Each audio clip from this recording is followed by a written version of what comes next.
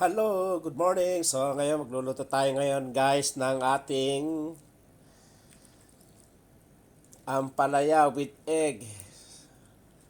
So yung egg natin lalagyan pa natin yan ng ayan yung egg, ready ko na siya. So ito binabad ko lang siya sa sa asin. Siguro mga 20 minutes pa lang. So antay pa ako ng 10 minutes. Tapos ito nilagyan ko lang siya ng konting asin. Hindi ako pwede sa maraming asin eh. So lalagyan natin siya ngayon ng paminta. Ayan guys, yung paminta natin. Lalagay natin ang paminta. Para yung lasa niya manuot. Maliit dun. Bagal. Dito ako sa mabilis. Ayan, gusto ko kasi maraming paminta. Yung manghang talaga siya. So, hahaluin natin yan. Imimix natin yan. Ting asin lang guys. Hindi ko siya pwede lagyan ng maraming asin. So, nagpainit na ako ng tubig doon. Ay, ng mantika doon. Samahan nyo ako guys. Punta natin yung mantikang pinainit ko. Ayan, sobrang init na. Nalimutan ko na. Lagyan natin ng sibuyas. So, haluin natin ng haluin.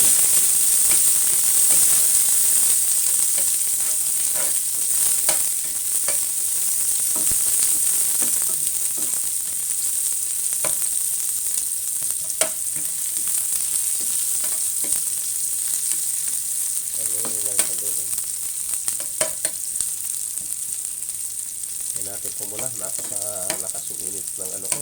Kaya pagbagsak ng nangitim agad yung sibuyas eh.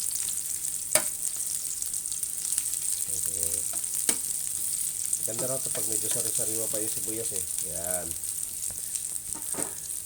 So balikan natin yung itlog guys. Kukunin natin yung itlog para mailagay na natin yung itlog dito. So ayan guys, mapula na siya. Ilalagay ko na yung sibuyas. Ayan yung sibuyas. Ay yung pampalaya.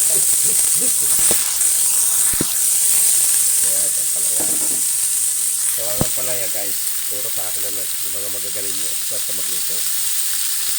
Hindi mo pwedeng haluin daw to. Hindi ko yung kasi ito pinigay eh. Di ba yung iba pinitiga nila?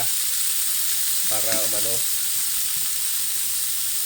para yung mawala yung pait. Ito kasi hindi kasi piniga. So ayan, tatakpan ko muna siya. Magantay muna tayo mga 5 minutes.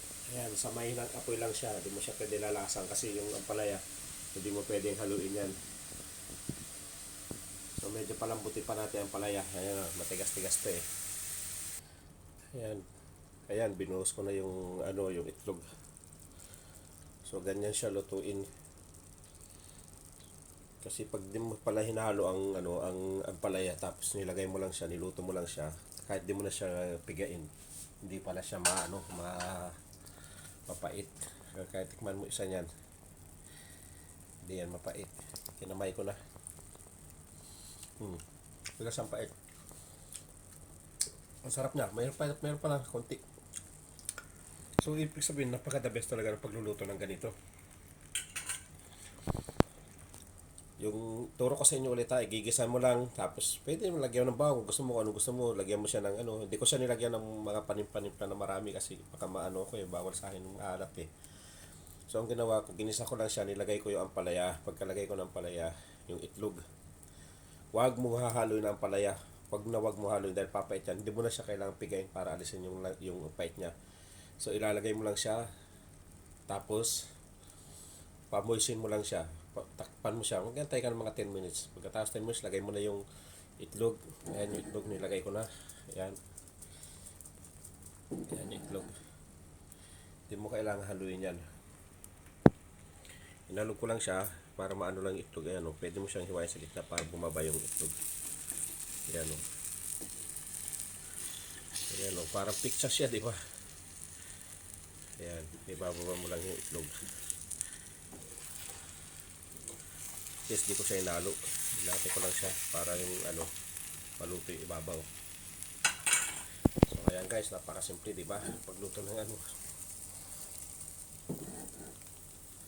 So thank you more guys. So nakita nyo naman kung paano ko siya lutuin. So, at naipaliwanag ko naman sa inyo. So kayo like naman at follow naman ang page ko. Paki-subscribe ng YouTube channel ko.